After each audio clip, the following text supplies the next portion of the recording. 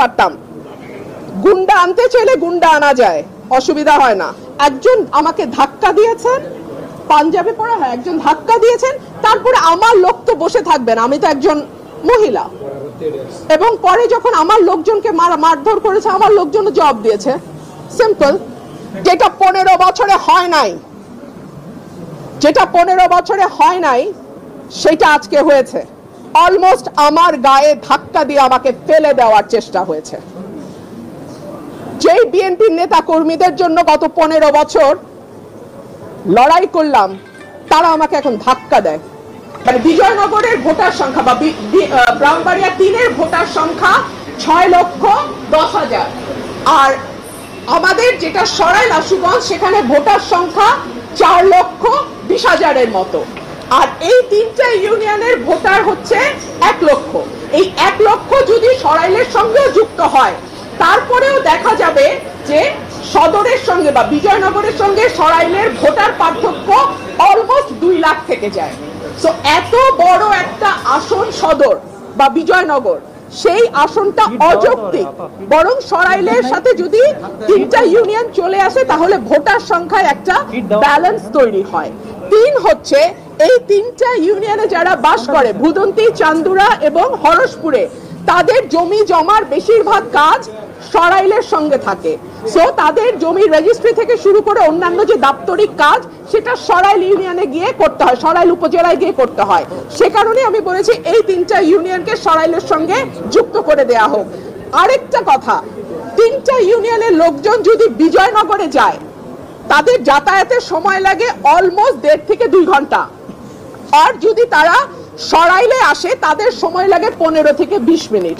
তাহলে আপনারাই বলেন যে এই 3টা ইউনিয়ন বিজয়নগরে যেতে 1.5 ঘন্টা লাগে, আর যদি 10 মিনিট 15 মিনিটে তারা সরাইলে আসতে পারে, তাহলে তাদের কোথায় থাকা উচিত?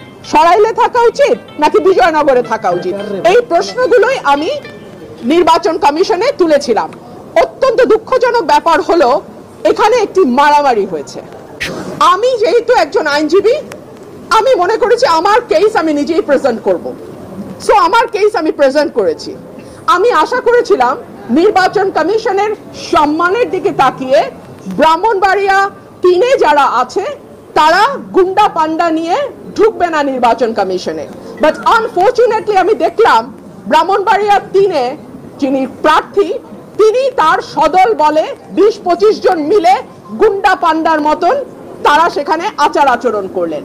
অত্যন্ত দুঃখজনক, অত্যন্ত লজ্জাজনক, এবং আমি মনে করি এটা কমিশনের যে ভাবমূর্তি, যে গাম্ভীর্য এবং যে সম্মান, সেইটার সঙ্গে এটা যায় না। আমি আপনাদেরকে কিছু ছবি দেখাচ্ছি। তারা এলাকায় বিভিন্ন মানুষকে কিভাবে পিটিয়ে পিটিয়ে তারা স্বীকারোক্তি আদায় করেছে। So this is there nature. হ্যাঁ, এখনো ইলেকশন আসে নাই, একটা সীমানা নির্ধারণ নিয়ে এলাকায় এইভাবে তারা পিটিয়ে, ব্রাহ্মণবাড়িয়া 3-এর যিনি আছেন তিনি এইভাবে পিটিয়ে পিটিয়ে মানুষকে স্বীকারোক্তি নিয়েছেন। এনিওয়ে নির্বাচন কমিশনে আমরা প্রেজেন্ট করেছি। ভৌগোলিক দিক বিবেচনায়, জনসংখ্যা বিবেচনায় এবং সকল কিছুর বিবেচনায় আমি আশা করব নির্বাচন কমিশন যে সিদ্ধান্ত নিয়েছে সেটি সঠিক সিদ্ধান্ত, এবং সেই সিদ্ধান্তই নির্বাচন কমিশন বহাল রাখবে। যেহেতু ওদের 10 জন 12 জন মিলে কথা বলছে, সো আমি একজন কথা বলেছি, আর আমার পক্ষে একজন ডাক্তার উনি কথা বলেছেন। আমি কোনো গুন্ডা বদমাশের মেলা করি নাই, করতে চাইলে করতে পারতাম। গুন্ডা আনতে চাইলে গুন্ডা আনা যায়, অসুবিধা হয় না। আমি ভদ্রলোক নিয়ে এসেছি, ভদ্রলোক আসবেন, কমিশনে শুনানি করবেন, রায় হবে, যেটা রায় হবে। কিন্তু তারা যেহেতু গুন্ডা পান্ডা নিয়ে এসছে এবং আবল তাবল বকছে, কথা বলেই যাচ্ছে, আমি লাস্টে একটা কথা বলার জন্য দাঁড়িয়েছি, এবং যেটা 15 বছরে হয় নাই, সেটা আজকে হয়েছে। অলমোস্ট আমার গায়ে ধাক্কা দিয়ে আমাকে ফেলে দেওয়ার চেষ্টা হয়েছে।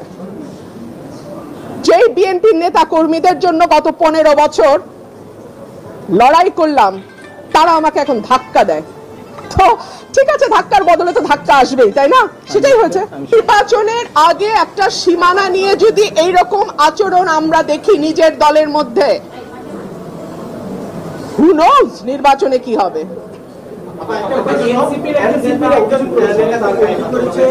আপনি তাকে ধাক্কা দিয়েছেন, সেকেন্ড টাইম পেছনে ভিডিওতে দেখা গেছে যে আপনি দাঁড়িয়ে আছেন, পেছনে কয়েকজন তাকে মারধর করতেছে এবং সে অভিযোগ করছে যে আপনার যারা গুন্ডাপাল্লা আছে তারা।